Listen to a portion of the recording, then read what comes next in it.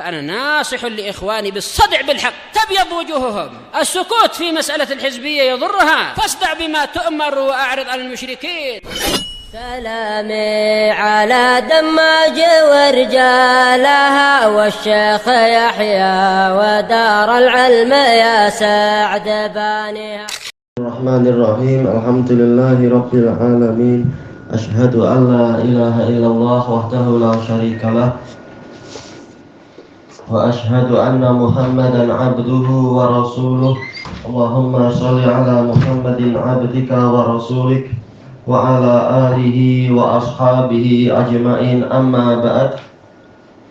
Baik, untuk Imam Ibnu Katsir rahimahullah, tafsir ayatnya itu dirangkaikan dengan ayat yang setelahnya 152, 153 dengan 154. Jadi untuk menyesuaikan, kita ambil faedah dulu dari Imam As-Sa'di untuk tafsir ayat 154 yaitu tentang firman Allah Ta'ala, wala taqulu liman yuqtalu fi sabilillahi amwat bal ahya'un 'inda bal ahya'u walakin la tash'urun. Dan janganlah kalian mengatakan untuk orang yang terbunuh di jalan Allah, mereka itu adalah orang-orang yang mati. Bahkan ini lil idrak, untuk membantah pemahaman yang sebelumnya. Bahkan mereka itu hidup, akan tetapi kalian yang tidak mengetahuinya. Dijelaskan oleh Al-Imam Sa'di rahimahullah, tatkala Allah tabaraka wa ta'ala menyebutkan perintah untuk mencari pertolongan melalui kesabaran di dalam seluruh keadaan, beliau menyebutkan satu contoh yang mana kesabaran itu diambil manfaatnya untuk menghadapi permasalahan tersebut atau amalan tersebut, yaitu jihad di jalan Allah. Inilah keterkaitan antara ayat 154 dengan 153, menyebutkan masalah kesabaran. Kemudian diberi contoh, yaitu di dalam masalah jihad fisabilillah. Dan jihad fisabilillah ini adalah ketaatan badaniyah yang paling utama dan paling berat untuk jiwa. Karena memang jihad itu terasa sangat berat di dalam jiwa seseorang, karena akan menyebabkan dia itu terbunuh dan juga menyebabkan dia itu tidak lagi hidup, yang mana orang-orang itu akan berminat untuk menjaga kehidupan dia di dalam dunia ini. Dan ini memang fitri, kita berusaha menjaga kehidupan.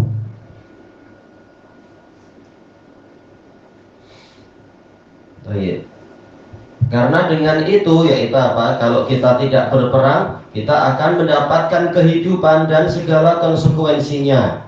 Jelas orang lebih cinta damai daripada peperangan. Maka semua perkara yang dilakukan oleh umat manusia itu hakikatnya adalah usaha untuk menjaga kehidupan dan menolak perkara yang menentang kehidupan. Semuanya, makan minum pun untuk menjaga kehidupan. Rehat itu juga menjaga kehidupan agar tetap baik. Demikian pula berobat, demikian pula bahkan memiliki senjata-senjata. Jelas tujuan sebenar adalah untuk membela diri dan seterusnya. Dan termasuk perkara yang telah diketahui adalah bahwasanya sesuatu yang dicintai itu tidak akan ditinggalkan oleh orang yang berakal kecuali untuk mendapatkan perkara yang dicintai yang lebih tinggi dan lebih besar dari itu. Kenapa orang rela sampai berperang? Karena ingin mendapatkan kecintaan yang perkara yang dicintai yang lebih tinggi. Bahkan tentara-tentara untuk apa berperang padahal akan mati? Karena demi mendapatkan yang lebih besar itu. Perang belum tentu ada setahun sekali, tetapi tiap bulan saya boleh dapat penghasilan, misalkan kalau yang bekerja rasmi itu. Kalau orang yang fisabilillah demi kehidupan yang lebih bagus lagi, kehidupan di alam kubur, kehidupan di hari kiamat, dan juga demi mendapatkan keberkahan di dunia. Karena kalau tidak ada yang berjihad, maka negara kaum muslimin akan dikacau oleh orang kafir. Akibatnya kematian malah lebih jelas lagi, atau kehidupan yang sengsara. Kata beliau, maka Allah Ta'ala mengkhabarkan bahwasanya orang yang terbunuh di jalannya, di jalan Allah Ta'ala, yaitu dia berperang di jalan Allah agar kalimat Allah itulah yang tertinggi dan agama Allah itulah yang menang, bukan untuk tujuan yang lain dari tujuan-tujuan yang ada, matlamat-matlamat yang ada, maka kehidupan yang dicintai itu tidak akan luput dari dia. Bahkan dia mendapatkan kehidupan yang lebih agung dan lebih sempurna dari apa yang kalian sangka dan kalian perkirakan. Kehidupan yang lebih kekal di alam kubur dibanding kehidupan di dunia, dan lebih indah. Kita boleh jalan-jalan ke surga, menikmati makanan surga. Di sini untuk cari tempat yang indah perlu booking hotel, perlu bayar ini, bayar itu, perlu mungkin cucuk lagi, tak tahu apa aja, susah. Tapi kalau orang yang mati di jalan Allah, kehidupannya lebih bagus lagi, tapi di alam yang lain dan alam yang lebih hakiki. Memang di dunia memang sekedar kehidupan yang menipu. Maka orang-orang yang mati syahid, ahya'un 'inda rabbihim yurzaqun, mereka itu hidup di sisi Rabb mereka dalam keadaan diberi rezeki. Ini pun istilah yang sederhana sekali, diberi rezeki. Tetapi ternyata dari penggambaran yang disebutkan oleh Rasulullah SAW, rezekinya jauh lebih bagus daripada rezeki di dunia. Saking bagusnya sampai ketika mereka disuruh meminta, mereka bilang apalagi yang perlu kami minta. Tapi ketika mereka melihat mereka tidak akan dibiarkan, tak boleh, masukkan, tak boleh naik kitab kucing dulu, masukkan sana aja dulu. Baik. Maka mereka pun meminta, tetapi meminta agar dikembalikan ke dunia untuk berperang lalu terbunuh agar mendapatkan kenikmatan yang berlipat-lipat lagi. Ini menunjukkan rezeki yang Allah sebutkan dalam ayat tersebut. Ini betul-betul penggambaran yang sederhana, tetapi di dalamnya ada kabar yang sangat bagus, jauh lebih bagus daripada rezeki yang pernah ada di dunia. Farihina bima atahumullahu min fadlih, dalam keadaan mereka bergembira. Ini hal yang ketiga ya, ahya'un 'inda rabbihim, ini dzaraf sebagai hal yang pertama. Kemudian yurzaqun, ini hal yang kedua. Farihin, hal yang ketiga. Mereka bergembira disebabkan oleh apa yang diberikan oleh Allah kepada mereka berupa keutamaannya. Wa yastabshiruna billadzina lam yalhaqu bihim min khalfihim, dan mereka bergembira dengan orang-orang yang belum menyusuli mereka dari orang-orang yang di belakang mereka. Baik, jelas yang ke surga lebih dulu sudah mendapatkan nikmat lebih banyak daripada yang belum sampai ke surga secara perhitungan kasarnya. Kecuali kalau nanti derajatnya lain, ya sesuai dengan kadar derajatnya.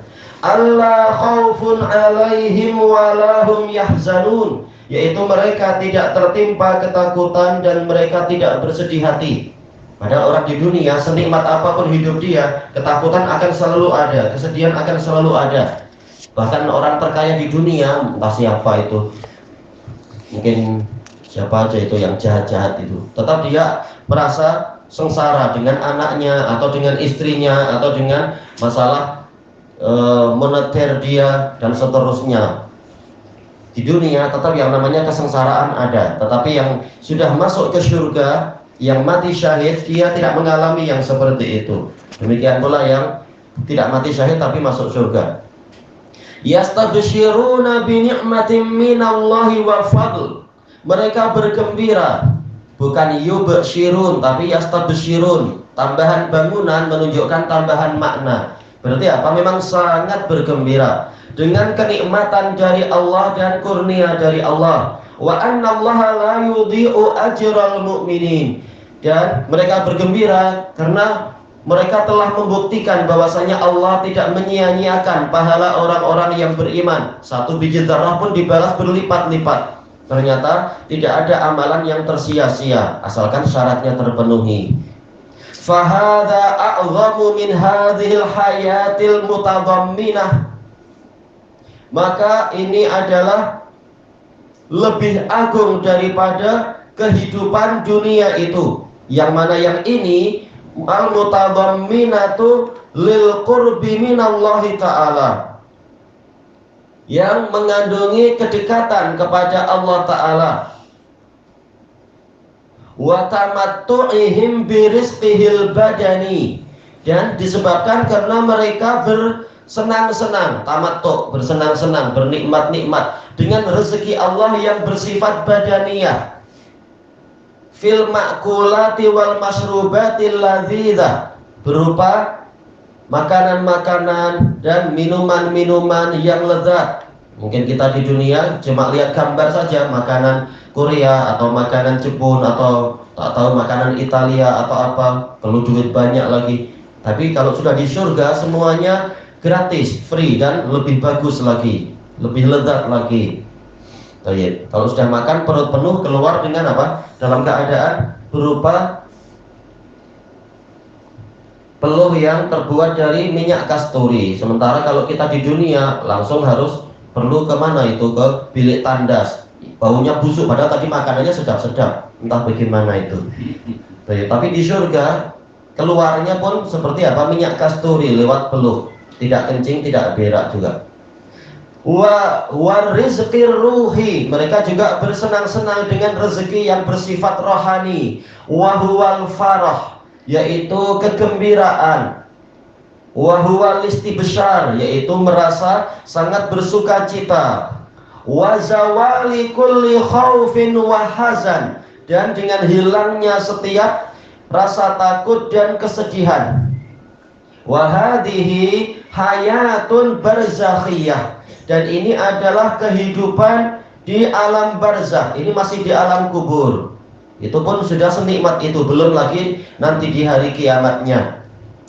Baik, di alam kubur mereka boleh untuk jalan-jalan ke surga, menikmati apapun yang hidangan apapun yang ada di sana. Baik, sebagaimana dalam hadis Anas bin Malik dan hadis-hadis yang lain itu, langsung diberi kursi dari emas, padahal itu masih di alam kubur. Akmala minal hayatid dunia, lebih sempurna daripada kehidupan duniawi. Ini langsung aja Kak ya. Bahkan Nabi SAW telah mengkabarkan bahwasanya ruh-ruh orang yang mati syahid ada di dalam perut-perut burung yang berwarna hijau. Telah dijelaskan oleh Imam Ibnu Rajab Al-Hambali, kalau nggak salah Anda baca dalam kitab apa itu tentang kubur. Demikian pula Al-Qurtubi di dalam kitab At-Tadhkirah, apa kena mengena ruh mereka diletakkan di situ, yaitu tatkala di dunia badan mereka rusak fisabilillah, maka Allah jadikan ruh mereka itu diletakkan di perut-perut burung yang berwarna hijau sebagai tempat penyimpanan sementara. Karena mereka merusak badan mereka di jalan Allah, maka Allah beri ganti. Beda dengan orang mukmin biasa yang badannya rusak bukan karena Allah istilahnya, tapi karena urusan biasa, mati biasa, badannya masih sehat, kemudian rusak dimakan oleh hewan-hewan tanah itu. Maka di alam kubur rohnya tetap ruh, tidak diberi ganti apa-apa. Tapi itu pun bagus, nggak masalah.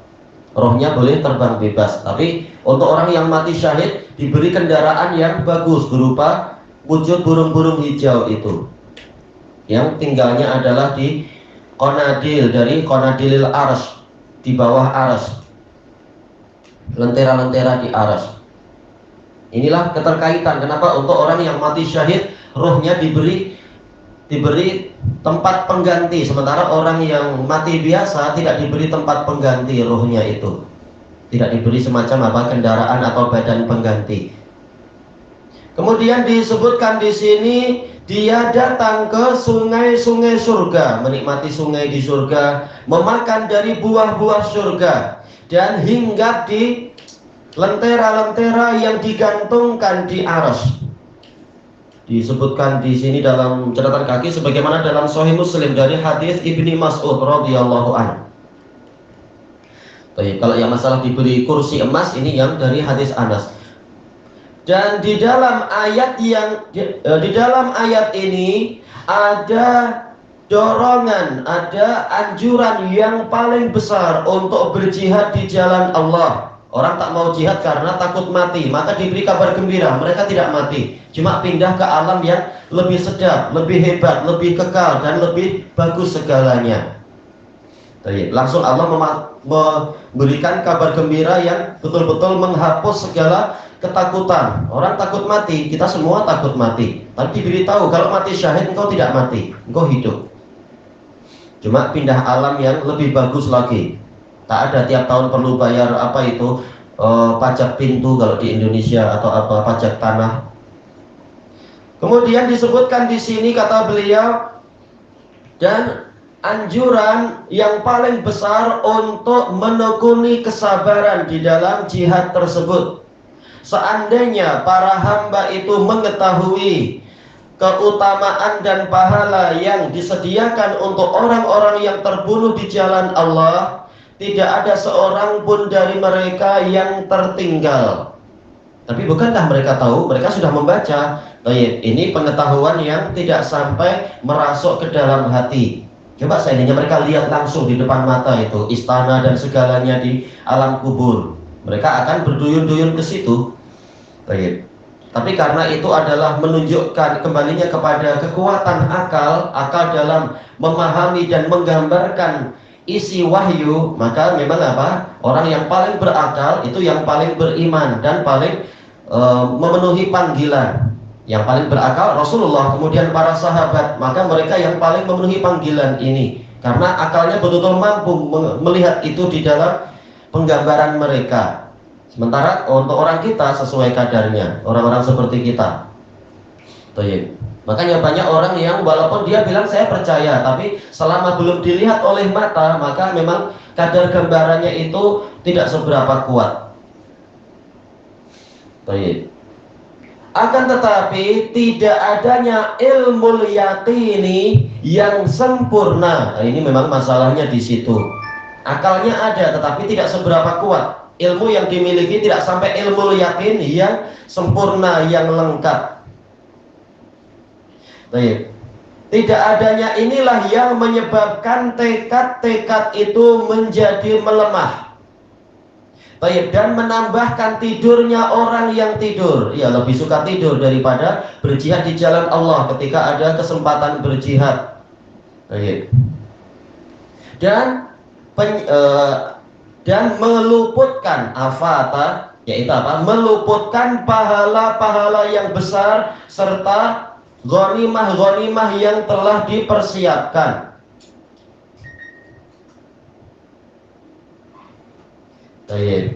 Kemudian ini 5 berarti ya, bukan 6, 5 cara membacanya.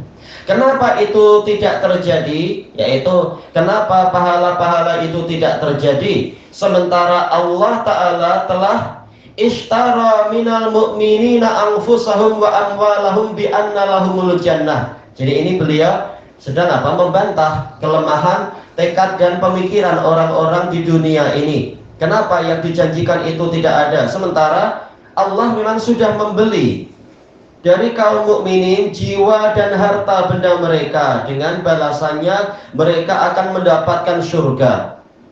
Syaratnya apa? Mereka yuqatiluna fi sabilillah, berperang di jalan Allah, fayaqtuluna wa yuqtalun, lalu mereka membunuh dan juga mereka terbunuh. Ini dannya bukan wajib menggabungkan, tetapi ini sebagai pilihan, terkadang membunuh, terkadang terbunuh. Tetapi mereka sudah dibeli oleh Allah, dijamin surga. Tidak wajib untuk betul-betul membunuh. Seperti kata Utsman bin Affan, belum pernah saya membunuh orang di masa jahiliyah dan di masa Islam. Bukan karena tak ikut perang, tapi tidak setiap orang yang berperang itu ada kesempatan membunuh. Mungkin kebetulan dia ada di bagian belakang, musuh sudah mati di depan, dan seterusnya. Maka demi Allah, seandainya manusia itu memiliki 1000 jiwa, lalu jiwa itu hilang satu persatu di jalan Allah, niscaya itu bukan perkara yang besar dibandingkan dengan pahala yang agung ini. Ini juga apa? Perlu akal yang sangat kuat dan mendapatkan taufik untuk mampu mencapai keyakinan yang seperti itu. Seperti keyakinan Abdullah bin Hudzafah As-Sahmi. Bukan hanya 1000, tapi apa? Sebanyak rambut di badan saya.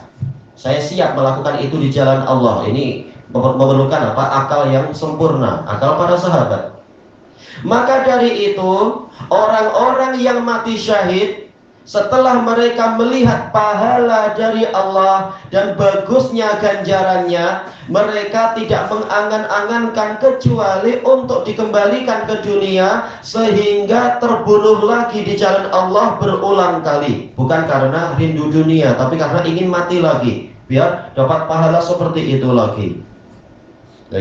Ini kadar yang tak semua orang mampu mencapai seperti itu. Nabi SAW menyebutkan, seandainya bukan karena saya khawatir orang-orang akan menjadi susah di belakang saya ingin berperang lalu terbunuh, lalu hidup lagi, lalu terbunuh lagi. Kemudian kata beliau di sini, dan di dalam ayat ini ada dalil yang menunjukkan tentang kenikmatan di alam barzakh dan siksaan di alam barzakh. Sebagaimana telah banyak nas-nas yang menceritakan tentang masalah itu. Kalau dalam Quran ada kurang lebih berapa? 8 ayat bicara masalah tentang kehidupan di alam kubur. Adapun kalau hadis betul-betul mutawatir yang banyak sekali. Ilahuna wallahu a'lam.